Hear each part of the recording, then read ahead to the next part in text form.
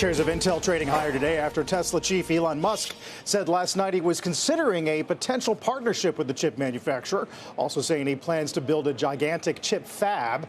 The great Deirdre Bosa is back and has more in today's Tech Check. Welcome back, Dee. I didn't miss anything, did I, Carl? Just a few things. Let's talk Intel. So for this company, it has been nearly 5 years and hundreds of billions of dollars since the company relaunched its foundry business. So the pressure, it is on that it can prove that it can win actual customers. Now, Musk comments, they could be a sign that Intel's gamble is maybe getting closer to reality. And it comes as these bubble fears, trade tensions, they're starting to boil over. Now, manufacturing is a critical part of the AI race at large. Brad Gerstner just talked about this with Sarah. Now, right now, most of the capacity, it sits in Taiwan and South Korea. So bringing that capability back to U.S. soil, that is bigger than just Intel's comeback. This is about national leverage and moving away from Taiwan Semi, which many see as vulnerable to China, our largest rival.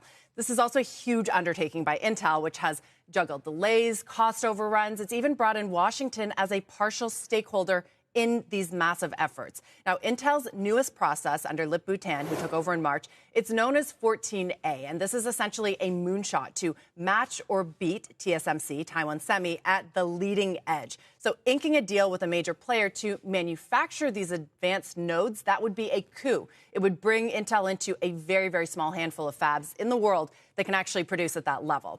Now, it's not just Musk that may be interested either. Now, in September, Bloomberg reported that Intel approached Apple about a strategic investment. And this would make sense for Apple because it's currently over-dependent on TSMC. Intel would be a way for Apple to diversify and do so on U.S. soil. Now, this is obviously an outcome that Washington and the president himself would like to see. But, this is a big but, Carl, advanced chip manufacturing, it's extremely difficult. Jensen Huang himself said that today in Taiwan when asked about Musk's plans to build that giant chip factory. He said, it's not just about building a plant, but manufacturing chips is about engineering, the science, and the artistry. So Intel, now it's under the gun to sign up customers or markets they could once again start to doubt the companies and Lip-Bu Tan, who has taken over for this specifically, his ability to actually deliver on this.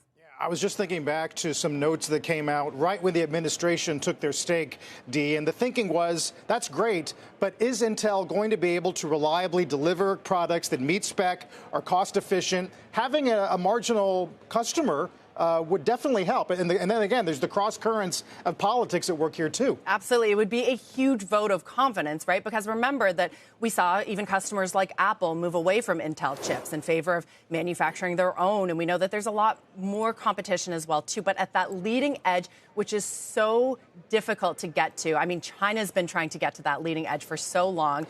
If Intel was actually able to do that, it would be such a coup, but really signing up some major customers would be the biggest vote of confidence and the first step to actually getting credibility in this space that, again, is just incredibly difficult and such a major part of the AI race at large. Well, 37 is already a nice move from 19, as we saw earlier in the summer. It's so good to have you back, T. Thanks, Carl. Good to be back.